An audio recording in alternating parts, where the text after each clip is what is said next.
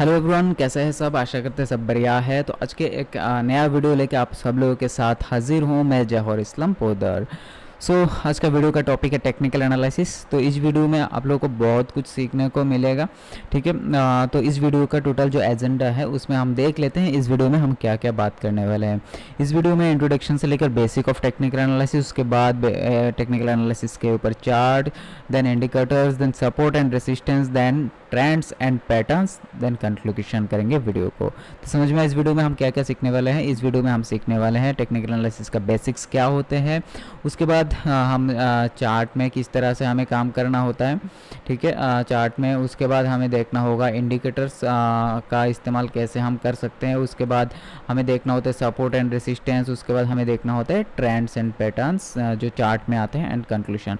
तो जितने भी लोग बिगिनर्स हैं, ठीक है, जितने भी लोग बिगिनर्स है या फिर थोड़ा बहुत ट्रेडिंग किए हुए हैं, लॉस में है, प्रॉफिट में है, जो भी है, हर एक किसी के लिए ये वीडियो इंपॉर्टेंट है। क्योंकि मैंने यूट्यूब में देखा कोई भी यूट्यूबर आप लोगों को बहुत सारे वीडियोस तो देते हैं, लेकिन प्रॉपरली किसी ने आपको वीडियो नहीं दिया है। तो मैंने सोचा क्यों ना प्रॉपरली एक वीडियो दिया जाए, ताकि जब मैं ना रहूं तब कोई ना कोई वीडियो को देखे, कुछ सीखे एंड उसको समझ में आए टेक्निकल एनालिसिस क्या होते हैं।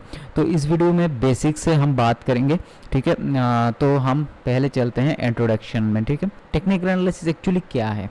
टेक्निकल एनालिसिस वो टूल्स है जिसके मदद से ना आप मार्केट को आइडेंटिफाई करते हो, उसके ऊपर आप ट्रेड करते हो। क्या, मार्केट को ऊपर आप एक आइडेंटिफाई करते हो, उसके बाद आप उसके ऊपर ट्रेड करते हो। ठीक है, समझ में आया।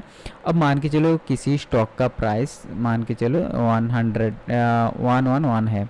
ठीक है, तो ये जो प्राइस है 111, इसके बेसिस पे तो आप ट्रेड नहीं ले सकते। या तो आप उसका फंडामेंटल एनालिसिस करेंगे तो आप ट्रेड ले पाएंगे, या फिर आप टेक्निकल एनालिसिस करेंगे तो ट्रेड ले पाएंगे। अब टेक्निकल एनालिसिस के बहुत सारे टूल्स होते हैं। अब टेक्निकल एनालिसिस में बेसिक में जब आते हैं तो एक्चुअली हम ये आइडेंटिफाई करते हैं, ये जो 100 एंड 1111 वो लास्ट ईयर या फिर लास्ट महीना या लास्ट टाइम तक वो कहाँ पे ट्रेड करता था। ठीक है, उसका एक ग्राफ हम देखते हैं मार्केट में, वो कहाँ पे ट्रेड करता था। तो उस हिसाब से हम टेक्निकल एनालिसिस करते हैं, यानी पिछले डाटा के अनुसार हम टेक्निकल एनालिसिस करके आगे का एक अनुमान करते हैं कि मार्केट यहाँ से या तो ऐसे जाएगा या फिर यहाँ से ऐसे आएगा। तो उस हिसाब से अगर ऊपर की तरफ जाएगा तो हमें किस तरह से ट्रेड लेना है, कहाँ पे हमारा स्टॉप लॉस रखना होगा एंड कहाँ पे हमारा टारगेट रखना होगा। तो अगर ये ऊपर जाएगा ऑब्वियसली बात है स्विंग के नीचे हम स्टॉप लॉस रखेंगे, ऊपर हम टारगेट रखेंगे। अगर नीचे की तरफ जाएगा, जैसे ही इस लेवल को ब्रेक करेगा तो हम यहाँ पे ट्रेड लेंगे सेल में, और वहाँ पर ऊपर में स्टॉप लॉस रखेंगे। तो कुछ इस तरह से हम टेक्निकल एनालिसिस करते हैं। ठीक है, और उस हिसाब से हम बताते हैं। उसके बाद मार्केट में बहुत सारे इंडिकेटर्स होते हैं, उस इंडिकेटर्स के बेसिस पे भी आप ट्रेड कर सकते हो। तो यहाँ पे हम देखते हैं, सीधा आ जाता है हमारा यहाँ पे। तो ये कुछ बेसिक था, ज़्यादा कॉम्प्लेक्स करने की ज़रूरत नहीं है, क्योंकि ज़्यादा कॉम्प्लेक्स चीज़ें मार्केट में वर्क भी नहीं करता। ठीक है, तो उसके बाद आ जाता है सीधा हमारा बेसिक चार्ट्स में। ठीक है, टेक्निकल एनालिसिस का एक पार्ट होता है चार्ट, क्योंकि चार्ट के अनुसार हम टेक्निकल एनालिसिस करके बताए कि मार्केट किस तरफ जाएगा। तो जैसे हम चार्ट के ऊपर आते हैं तो यहाँ पे 3 चार्ट आ जाते हैं। कितना चार्ट आ जाते हैं? 3 चार्ट आता है। तो एक है कि देखिए, एक है आपका लाइन चार्ट, एक है आपका बार चार्ट, एक है आपका कैंडल स्टिक चार्ट।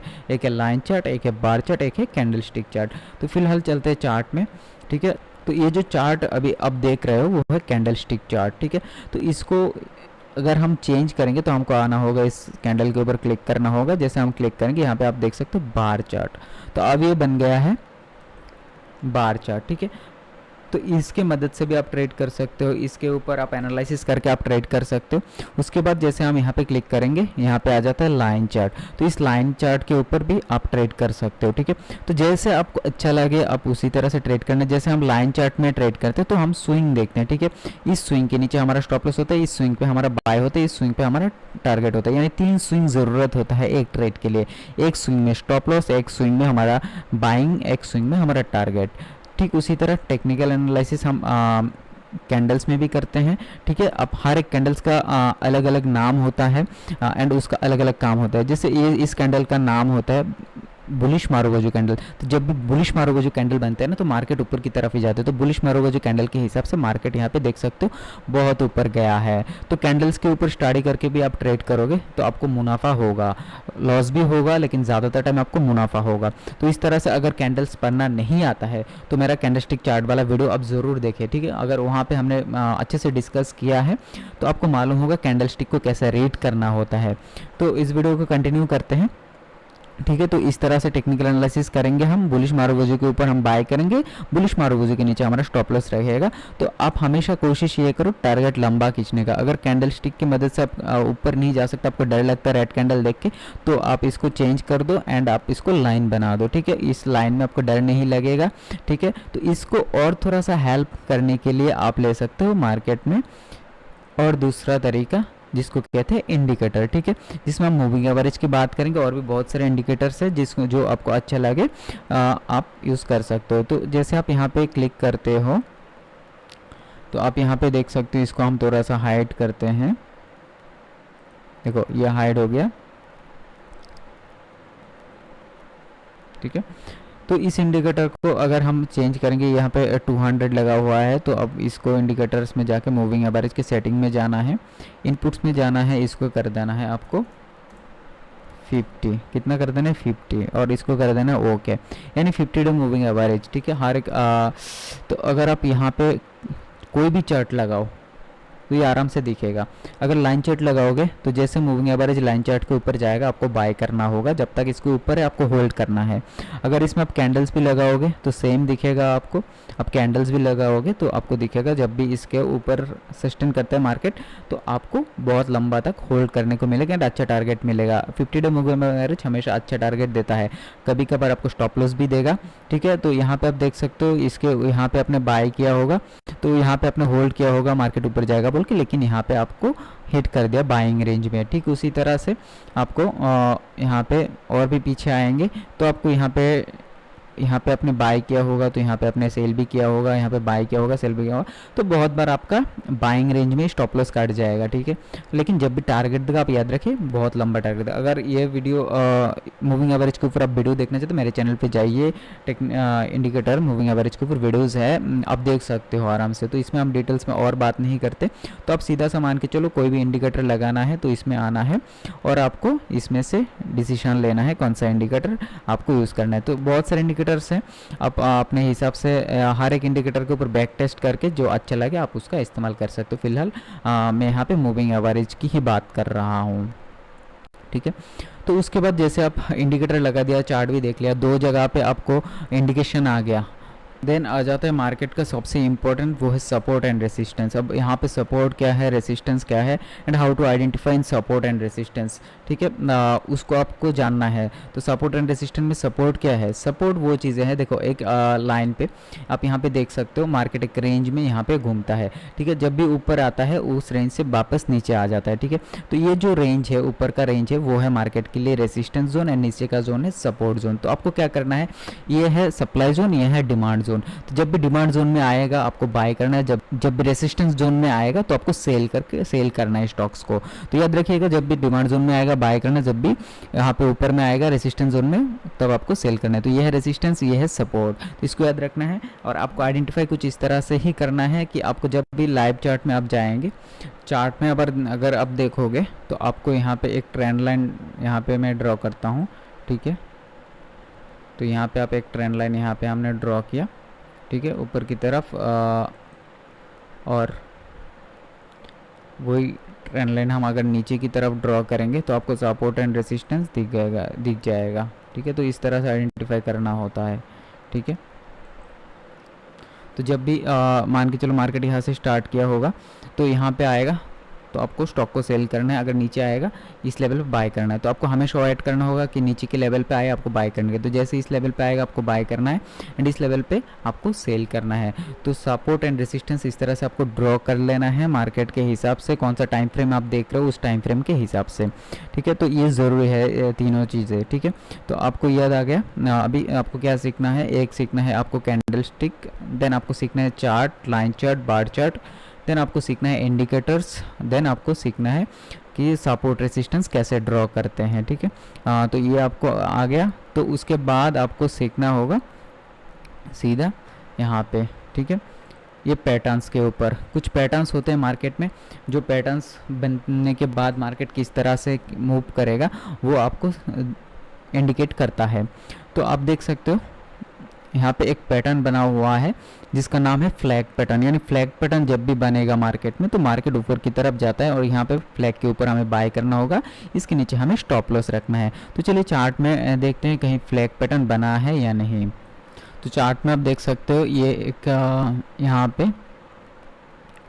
यहाँ से आप देख सकते हो फ्लैग का ये हो गया स्टैंड। देन आपका यहाँ से आप देखोगे तो ये हो गया फ्लैग। आपको इस तरह से फ्लैग बना लेना है। तो जब भी इस फ्लैग के ऊपर देखिए, इस फ्लैग के ऊपर मार्केट ब्रेकआउट करेगा, तो ये देखिए ये फ्लैग हो गया, तो इस फ्लैग के ऊपर यहाँ पे ब्रेकआउट किया तो आपको यहाँ पे बाय करना है, ठीक है। और इसके नीचे स्टॉप लॉस रखना है। कुछ इस तरह से और भी पैटर्न्स है, हर एक पैटर्न्स को आपको सीखना चाहिए। तो पैटर्न्स वर्क करते हैं मार्केट में, बस आपको पेशेंस दिखाना होता है। बहुत बार ये फेल भी होता है पैटर्न्स, जब भी फेल होता है तो आपको छोटा स्टॉप लॉस लेना होता है और फ्लैग पैटर्न के ऊपर आपको एक अच्छा टारगेट भी मिल जाएगा, ठीक है। तो इस तरह से आपको हेड एंड शोल्डर पैटर्न मिलते हैं, देन आपका काप एंड हैंडल पैटर्न मिलते हैं, देन आपका डब्ल्यू पैटर्न, एम पैटर्न और भी बहुत सारे पैटर्न्स होते हैं। तो हर एक पैटर्न को आपको सीखना बहुत ज़रूरी है मार्केट में, अगर टेक्निकल एनालिसिस की मदद से आपको अगर ट्रेड करना है।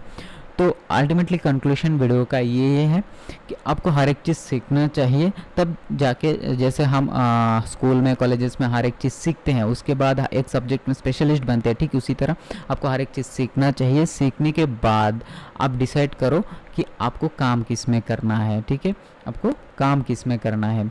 तो इस बात को मैं ध्यान में रखो आप हमेशा, क्या क्या हमें सीखना है थोड़ा सा हम फिर से रिवाइज कर लेते हैं।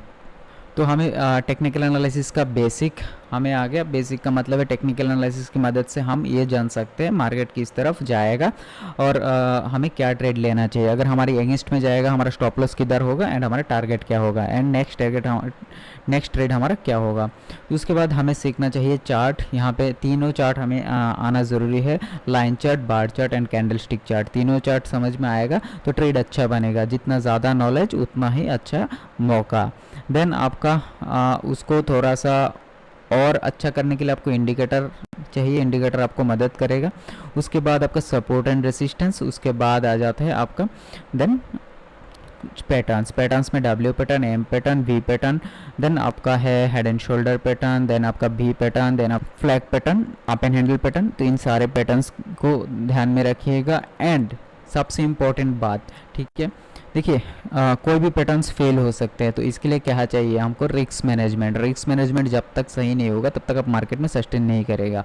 तो हमारा जो नेक्स्ट वीडियो इसलिए हमने रखा है कि नेक्स्ट वीडियो रिस्क मैनेजमेंट के ऊपर रखेंगे ताकि आप लोगों को ट्रेडिंग करने के लिए आसान हो, आप लोगों को कभी भी फ्लैश आउट ना हो। अगर कैपिटल 10,000 हो, 1 लाख हो, 1 करोड़ हो, कितना भी हो, रिस्क मैनेजमेंट सही रहेगा, आप मार्केट में बने रहोगे एंड पैसा बनते रहेगा। ड्रॉ डाउन भी आएगा, प्रॉफिटेबल फेज भी आएगा, लॉसेस फेज भी आएगा, लेकिन आप बने रहोगे। लेकिन रिस्क मैनेजमेंट सही नहीं होगा ना तो आप बर्बाद हो जाओगे, ठीक है। तो हम फेल हो सकते हैं लेकिन हमारा रिस्क मैनेजमेंट सही होगा तो हम बने रहेंगे मार्केट में। जिस तरह से हर फील्ड में रिस्क मैनेजमेंट होता है इस तरह से ट्रेडिंग में भी रिस्क मैनेजमेंट फॉलो करना बहुत ज़रूरी है। तो वीडियो कैसा लगा कमेंट करके बताना। नेक्स्ट वीडियो देखने ना भूले, इसलिए चैनल को सब्सक्राइब कर दे। सो थैंक यू, मिलते हैं नेक्स्ट वीडियो में।